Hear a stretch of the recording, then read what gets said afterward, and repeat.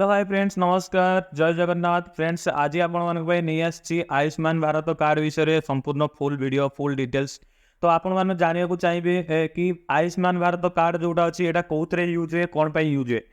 तो फ्रेंड्स आपण मैंने समस्त जानी विजु स्वास्थ्य कार्ड विजु स्वास्थ्य कार्ड जो BSKY जो कार्ड अच्छी से कार्ड आग को काम कर कि ना जेहेतु एवं बीजेपी सरकार ओडिशा रे राजनीति करने जाऊँच तो बीजेडी सरकार जो BSKY कार्ड विजु स्वास्थ्य कार्ड जो अच्छी से काम करना ना बहुत जगह आप बहुत सोशल मीडिया देखिथे कि ये कार्ड आउ काम करना बोली बीजेपी सरकार कहते विरोधी दल कहते। तो फ्रेंड्स मु आज आपको जनवाई चाहूँगी विजु कार्ड आउ ये जो आयुष्मान भारत जो कार्ड रोचे ये कार्ड रो काम कौन विजु कार्ड रो काम होची आपन तो समस्त जानी कि जदि आपंकर माने देह असुस्थ हो किसी बड़ डिजीज हो किसी रोग हो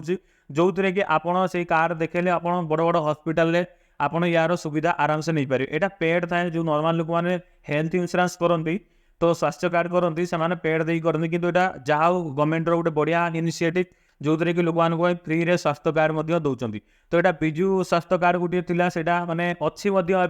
जे पर्यंत माने विजु जनता दल रु किसी सेमती नोटिफिकेशन आप पाई ना कि कार्ड बंद हो कौन हो से पर्यंत मे भी कार्ड चली किंतु ता पूर्व ये जो आयुष्मान भारत कार्ड अच्छी ये आप अप्लाई करेंगे ये हूँ यशस्वी प्रधानमंत्री नरेंद्र मोदी कार्ड जो थे कि मोदी निजे डिक्लेयर कर आपको 5 लाख पर्यंत तालिकाभुक्त हॉस्पिटल जो जो हॉस्पिटल लिस्टेड अच्छी से हॉस्पिटल जब आप चिकित्सा करूँ 5 लाख पर्यंत आपंकर सुविधा मिले जदि आपण पाखे आयुष्मान भारत कार्ड अच्छी ताले आप 5 लाख सुविधा आप नहीं पारे। जदि आप चाहते कि इन फ्यूचर जदि बीजेडी सरकार एवं ना से कार्ड इन फ्यूचर बंद कर दिखती तार सब्सिट्यूट आप न्यू कार्ड अप्लाई करने चाहते आयुष्मान भारत कार्ड अप्लाई करने चाहते ये वीडियो आपण बहुत भल तथ्य दे पारि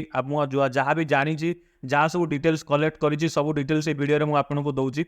तो फ्रेंड्स मो वीडियो को लाइक शेयर एंड सब्सक्राइब करूँ सब्सक्राइब करके आपंक सांग मानक शेयर करूँ कंपाई ना जदि मे भी विजु स्वास्थ्य कार्ड बंद हो जाए कि जदि काम न करे तो यही कार्ड आपणकर स्वास्थ्य कार्ड को आपड़ सेफली रखिपारे आउ जदि किसी असुविधा होती कार्ड को यूज करके आपंक मेडिकल जनित सरी जिनस आपड़ ए क्लेम करेंगे। तो फ्रेंड्स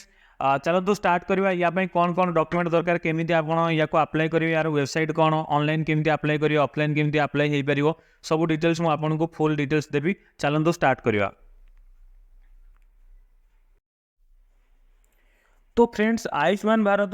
जो रोचे तार साइट रोचे आयुष्मान भारत डिजिटल मिशन ये बहुत सारा नरेंद्र मोदी जो रोचे PM मोदी जो सब सहायता रोचे से सहायता यही सब सैट्रे देखा थाए। तो आपको मुझे जनवाई चाहिए ये जो आयुष्मान भारत कार्ड अच्छी ये आप 5 लाख पर्यंत आप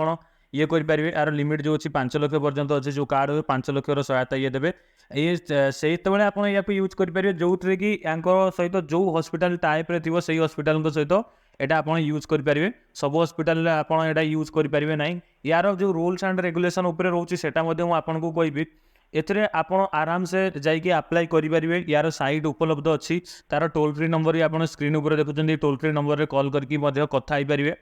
आउर ये माने आयुष्मान भारत कार्ड उपरे आप अप्लाई करेंगे। देखो आयुष्मान भारत कार्ड अप्लाई करने आपण पाखे माने किसी डॉक्यूमेंट रहा दरकार आउ तार जो क्राइटेरिया रोचे मैंने कौ लोक अप्लाई करेंगे कौ लोक ना कि या अप्लाई करने कौन कौन डॉक्यूमेंट दरकार अच्छी तापर या अप्लाई कले घर सब लोक अप्लाई हो पार कि जड़े लोक अप्लाई करें कौन ये सब डिटेल्स मुझे आपको डिटेल्स वीडियो देवाई चाहिए। आप स्क्रीन उपर जमी देखुए ये हूँ आयुष्मान भारत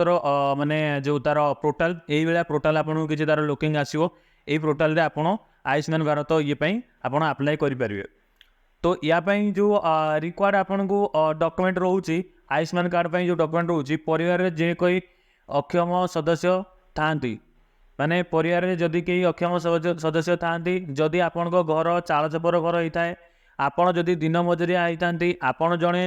जदि जड़े भूमिहीन व्यक्ति होता जेकोसी अनुसूचित जाति जनजातिर होता जड़े ग्रामांचल ये सब पॉइंट गुड़ाक जो अच्छी ये सब पॉइंट को आपड़ देखी नवार अच्छी मुझे गोटे पॉइंट मेंशन कर देछि ताले आपण याको अप्लाई करेंगे 5 लाख सुविधा नहीं पारे सब लोग अप्लाई करेंगे ना।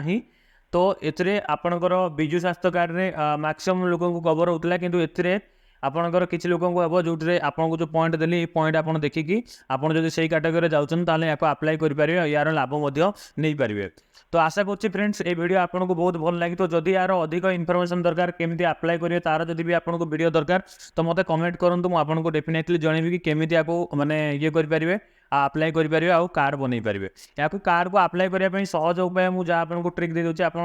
ନିକଟସ୍ଥ ଜନସେବା କେନ୍ଦ୍ରକୁ ଯାଇକି ଡକ୍ୟୁମେଣ୍ଟ ଦେଇକି ମଧ୍ୟ ଆପ୍ଲାଏ କରିପାରିବେ। Thank you.